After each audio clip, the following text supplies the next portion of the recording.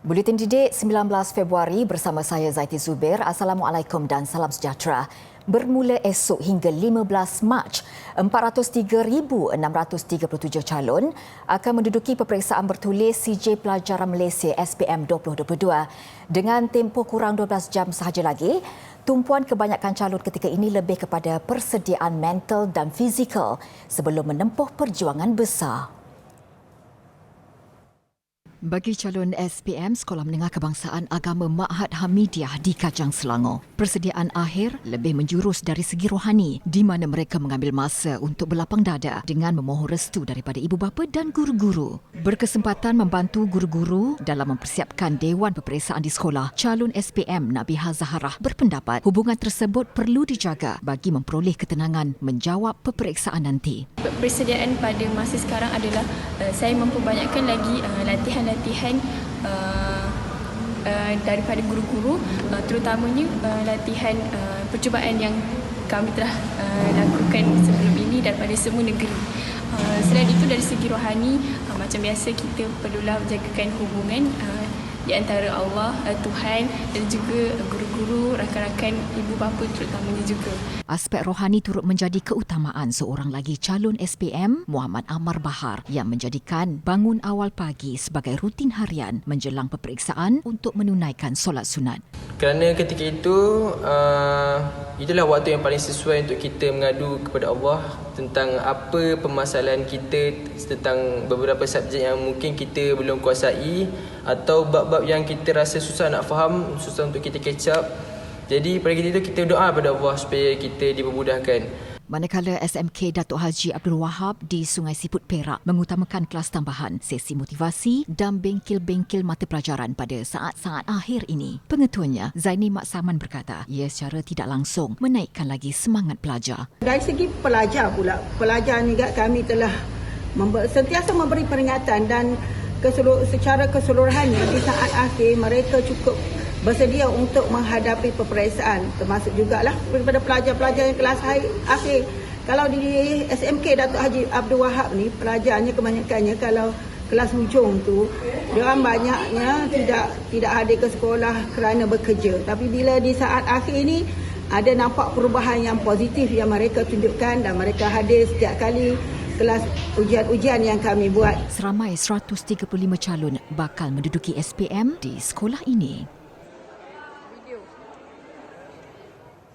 Dalam perkembangan lain berkaitan SPM, Lembaga Peperiksaan LP menafikan dakwaan penggunaan TikTokers sebagai pelontar suara dalam ujian mendengar bahasa Inggeris UMBI yang telah dijalankan pada 16 Februari lalu. Dalam satu kenyataan yang dikeluarkan, LP memaklumkan pelontar suara yang digunakan dalam membina item atau instrumen UMBI terdiri dalam kalangan guru, pensyarah, murid sekolah atau penuntut universiti. Tegas LP, bahan audio dan kertas soalan UMBI SPM 2022 dibuat berdasarkan beberapa pertimbangan. Ia termasuk memastikan kadar kelajuan pertuturan pelontar suara seperti perbualan tipikal berdasarkan aras kompetensi Common European Framework of References for Languages CEFR. Di samping itu, aspek autentik pada penutur juga dititik beratkan bagi mewujudkan konteks sebenar komunikasi. LP turut memaklumkan mereka yang terlibat sebagai pelontar suara telah diberi latihan sebelum proses pembinaan item atau instrumen. Selain itu, pra-ujian juga telah diadakan dan melibatkan murid sekolah di pelbagai lokasi sama ada bandar maupun luar bandar bagi mengesahkan item atau instrumen sesuai sekaligus mencapai tahap kualiti yang ditetapkan. Pihak sekolah telah mengambil tindakan sewajarnya dengan memanggil pelajar yang terlibat bersama waris mereka bagi membincangkan isu vandalisme. Ia susulan rakaman video tular mengenai pelajar sebuah sekolah di Pulau Pinang yang merosakkan harta benda sekolah pada hari terakhir sesi persekolahan baru-baru ini. Menurut kenyataan dikeluarkan Jabatan Pendidikan Negeri JPN Pulau Pinang, langkah didikan akhlak serta pencegahan segera akan diambil bagi memastikan kes seperti itu tidak berulang. Ia termasuk melibatkan mereka dalam khidmat komuniti sebagai intervensi sasiah dan adab. Dalam pada itu, nilai kerugian kerosakan harta benda masih dalam siasatan. JPN Pulau Pinang sentiasa komited memastikan kesejahteraan guru dan murid diberi perhatian.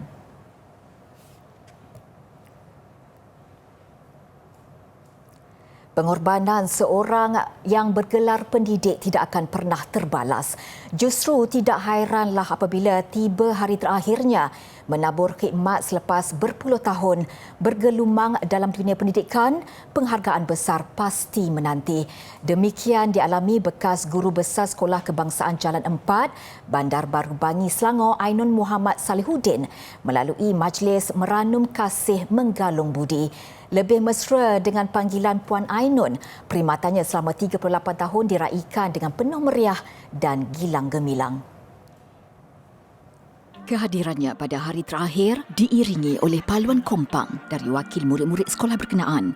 Turut hadir ialah Ketua Pegawai Pendidikan Daerah PPD Hulu Langat Arbain Pini yang dipertua Persatuan Ibu Bapa dan Guru SK Jalan 4 Rosla Muhammad serta pengerusi Persatuan Guru Besar Malaysia Yazid Zakaria. Pelbagai sumbangan telah beliau berikan kepada sekolah tersebut dan sistem pendidikan secara keseluruhannya.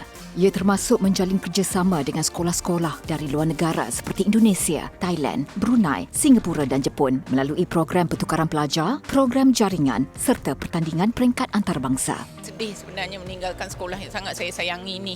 Ya, SK Jalan 4 ni merupakan sekolah yang hebat. Ya, anak-anaknya hebat, guru-gurunya hebat, ibu bapanya hebat.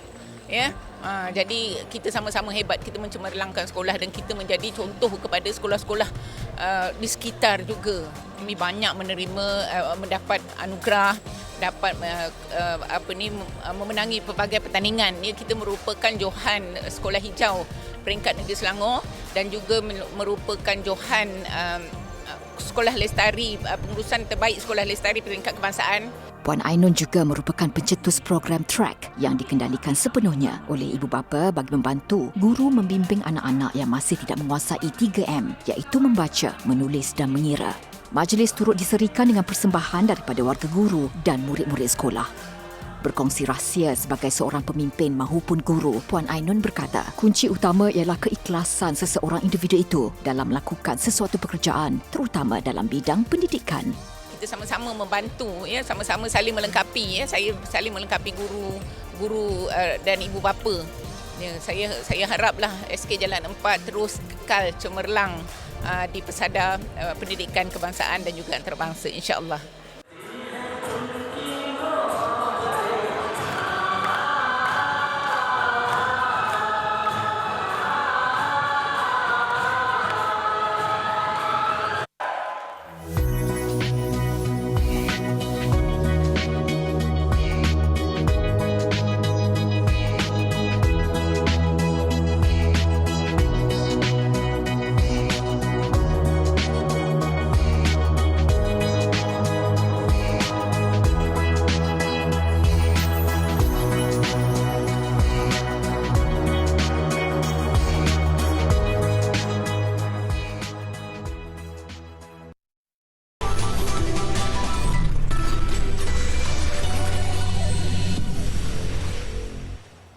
Bersua kembali, menyemai warisan seni dan budaya perlulah bermula dari usia muda.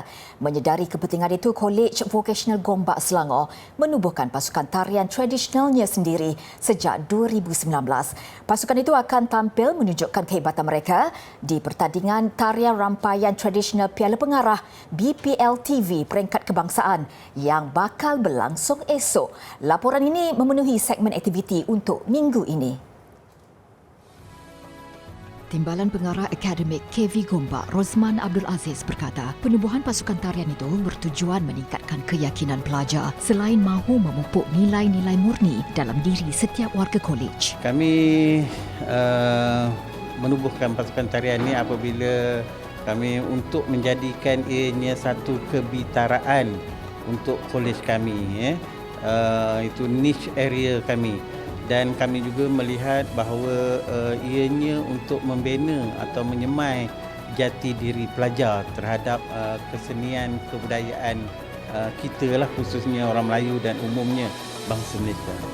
Sejak penubuhannya pada 2019, pasukan tarian KV Gombak telah memenangi pelbagai pertandingan dalam dan luar negara. Kejayaan pasukan itu menarik minat lebih ramai warga kolej berkenaan untuk menjadikan ruang itu lebih cemerlang. Saya mula minat sebenarnya ingin cuba benda yang baru. Lepas tu saya minat tengok tarian rampayan tradisional, mungkin daripada YouTube bermula. Lepas tu saya start tengok dekat Facebook, laman sosial semua, dan saya rasa benda tu benda yang best, means kita punya tradisi. So saya ingin cuba benda tu dan saya try pada tahun 2020 dan sehingga sekarang saya masih menari. Pelajar kesetiausahaan pentadbiran ini mengakui dunia tarian telah membawanya menjelajah sehingga ke Bulgaria. Sementara bagi Nur Farisha Muhammad Fauzi, ibunya adalah inspirasi buatnya mempelajari serta mewarisi seni tarian tradisional. Minat tu datang daripada family sendiri sebab mak saya sendiri penari. So daripada situ lahirnya minat dalam seni tarian tradisional, bukannya moden. Kecemerlangan KV Gombak dalam memartabatkan seni budaya Melayu tidak terhenti di sini. Uji bakat sentiasa diadakan setiap tahun untuk melahirkan pelapis baharu tarian tradisional. KV Gombak turut menjemput jurulatih profesional untuk melatih pasukan tariannya. Pertandingan tarian rampayan tradisional Piala Pengarah BPLTV peringkat kebangsaan kali ini meletakkan KV Gombak selaku tuan rumah. Berlangsung esok, ia bakal menyaksikan lebih 10 pasukan tarian dari kolej vokasional seluruh negara mempamerkan kehebatan masing-masing.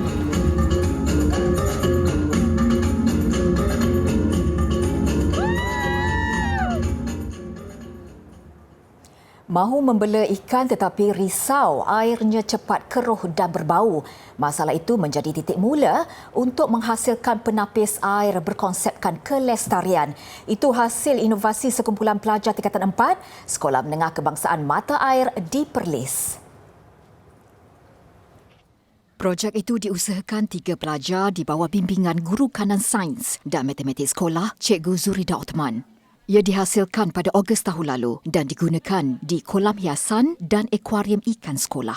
Inovasi ini menggunakan barang terpakai seperti bekas makanan dan botol minuman, sementara komponen penapisnya menggunakan 3 barang yang mudah diperolehi. Proses untuk menukar ikan ini jadi lebih mudah dan kami hanya perlu membasuh komponen-komponen di dalam ini setiap 2 minggu sekali saja. Di lapisan pertama ada batu kerikil, lapisan kedua arang batu dan di lapisan ketiga kami letakkan span. Walaupun nampak biasa, inovasi itu telah melonjakkan nama sekolah mereka pada Karnival Sains, Teknologi, Kejuruteraan dan Matematik STEM peringkat negeri Perlis baru-baru ini. Ia kemudiannya mencetuskan inovasi yang hampir sama, iaitu produk penapis air di makmal sains yang membolehkan air terbabit digunakan semula. Air sisa daripada makmal selalunya dia akan turun terus ke longkang, tapi kita nak guna semula air sisa tersebut yang boleh diguna pakai untuk kegunaan makmal. Air yang ditapis tu dia akan keluar sebagai air yang jernih, tapi kita suling semula dan air tersebut boleh digunakan sebagai air suling ataupun air basuhan radas lah. Tapi air tu tak boleh diminum kerana tak dirawat.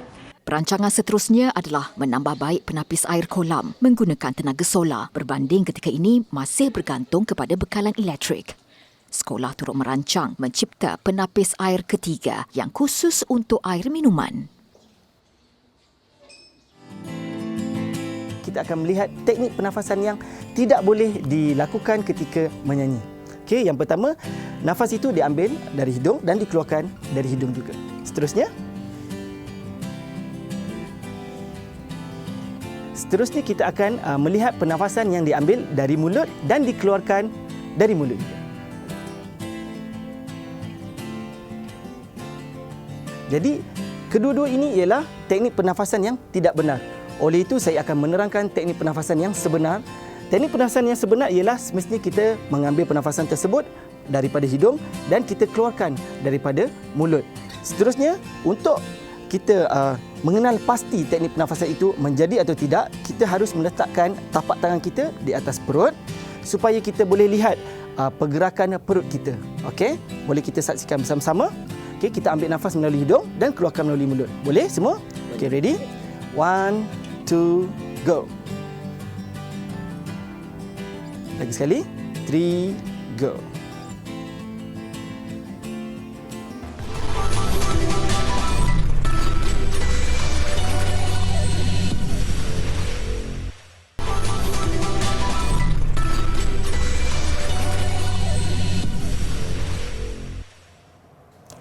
Komet hijau yang kali terakhir dilihat kira-kira 50,000 tahun lalu muncul semula menyinari langit. Peluang keemasan itu disaksikan oleh ahli Kelab Astronomi Johor yang menganjur aktiviti cerapan untuk melihat komet gergasi itu di kawasan lapang Taman Bestari Indah Ulu Tiram malam semalam. Pengasas Kelab Astronomi Johor Muhammad Nazam Anwar berkata, aktiviti cerapan langit pada waktu malam dapat memberi pendedahan kepada komuniti setempat mengenai ilmu angkasa lepas. Komet hijau, okay, this is interesting, the ZTF. So this one is the rare and kita cuma nampak once in the lifetime lah because it's a 50,000 period comet, which is very rare. Kita tak akan jumpa lagi lah because they will take another 50,000 to reach Earth.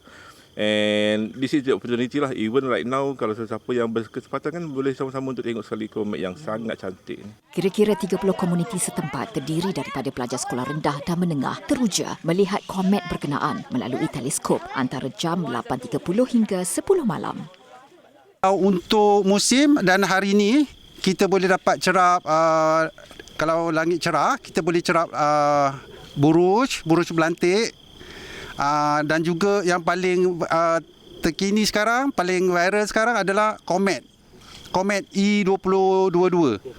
Ya, komet hijau tadi kita sempat cerap kan. Dan juga planet Marikh, planet Mustari, dan juga planet Zura lah. Jadi siapa-siapa yang berpeluang tengok ni memang rezekilah. Saya dapat tengok bulan, komet dan bintang. Rasa macam gembira lah sebab komet tu dia muncul 50,000 tahun sekali. Itulah rezeki lah untuk saya. Malam ni saya dapat tengok sebuah objek bernama komet dan bintang seperti Scorpion, planet-planet yang kita tak tahu kat luar sana. Saya minat sebab objek dia nampak mistik, lawa dan susah dikaji kat luar. Bintang paling terang. Berkatan beramai-ramai sudah menjadi acara sinonim setiap kali cuti penggal persekolahan. Mengambil kesempatan itu, Hospital Pakar KPJ Seremban tidak ketinggalan melaksanakan inisiatif tanggungjawab sosial korporat dengan menganjurkan program berkatan percuma khusus untuk golongan asnaf dan B40. Bertempat di Masjid Jamek Datuk Kelana Petra Singding, Ampangan. Program ini adalah yang pertama diadakan selepas 3 tahun tertangguh berikutan pandemik COVID-19. Menurut Ketua Pegawai Eksekutif Serantau Wilayah Tengah 1 KPJ, Maisarah Umar, program diadakan dengan kerjasama Jabatan Hal Ehwal Agama Negeri Sembilan dan Pejabat Ahli Dewan Undangan Negeri Ampangan, melibatkan 46 kanak-kanak berusia antara 3 hingga 13 tahun. Kami berharap program ini sedikit sebanyak dapat memberi keceriaan, kegembiraan dan good memories to all anak-anak kita yang akan berkatan pada hari ini. Terdahulu, program seawal jam 7.30 pagi ini dimulakan dengan kesemua peserta diarak diiringi alunan tiupan tertuang instrumen tradisional masyarakat Melayu. Mereka kemudian dimandikan dengan semburan air oleh pasukan bomba dan penyelamat Ampangan. Kanak-kanak ini seterusnya ditepung tawa sebelum beratur untuk dikatankan. Pelbagai gelagat dapat dilihat, namun yang pasti kesemua mereka teruja dan tidak sabar untuk berkatan. Hari ini saya sunat dengan adik. Rasa teruja. Tak takut? Tak, sebab saya dulu takut sunat tapi sekarang saya nak dengar sunat-sunat ni best. Saya nak sunat lah. Sebelum ni kau tak nak sunat awal lah? Sebelum ni nak sunat awal tapi takut.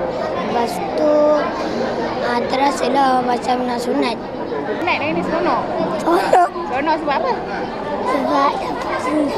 Dapat sunat, seronok. Memang tak takut langsung? Tak. Majlis ini turut disaksikan lebih 200 tetamu termasuk ibu bapa kanak-kanak yang terlibat.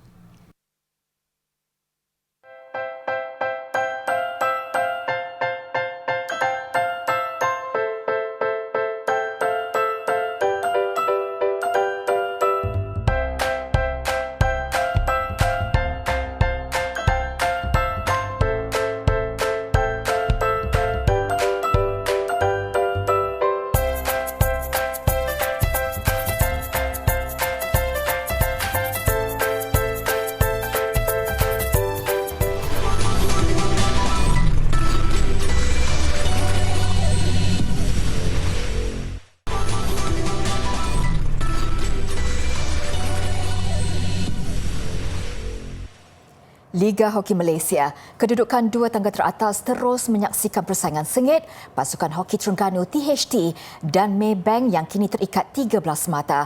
Selepas perlawanan kelima, Maybank mengalahkan UiTM HAKPT 5-1, manakala THT menundukkan TNB Thunderbolts 8-1.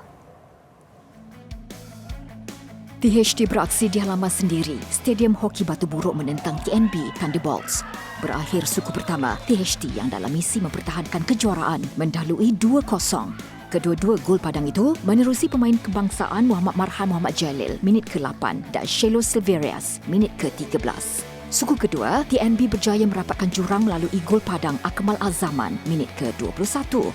Namun penguasaan THT sukar lagi dibendung. Cuma seminit kemudian, penggempur berbisa negara Faizal Saari meledak gol ketiga THT sebelum pakar pukulan sudut penalti Korea Selatan Jang Jong-yun menjadikan kedudukan semasa 4-1. Bersambung suku ketiga dan keempat, THT menambah 4 gol. Jong-yun melengkapkan hat-trick pada minit ke-50 dan 59. Manakala baki 2 gol disumbangkan Muhammad Fitri dan Faizal minit ke-57 dan 60 untuk keputusan penuh 8-1.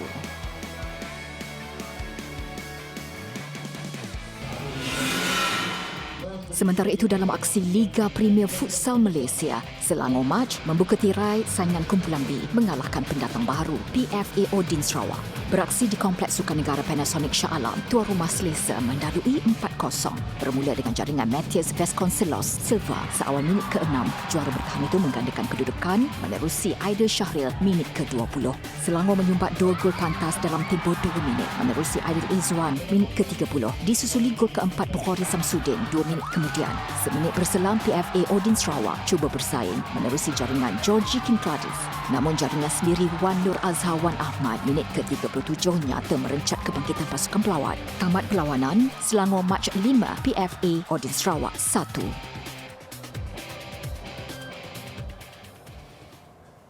Paparan kemeriahan dan keseronokan di Super Nintendo World mengakhiri buletin didik. Ia adalah tarikan baharu di Universal Studios Hollywood yang dirasmikan beberapa hari lalu. Dengan itu, saya Zaiti Zubir, salam hormat dan kita jumpa lagi.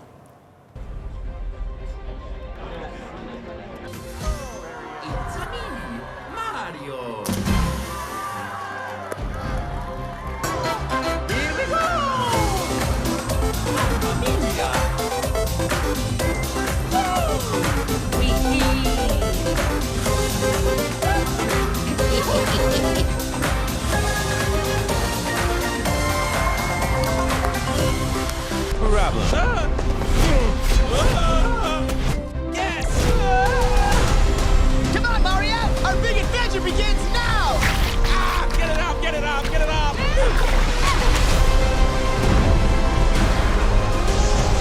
There's a huge universe out there. Whoa. With a lot of galaxies. They're all counting on us.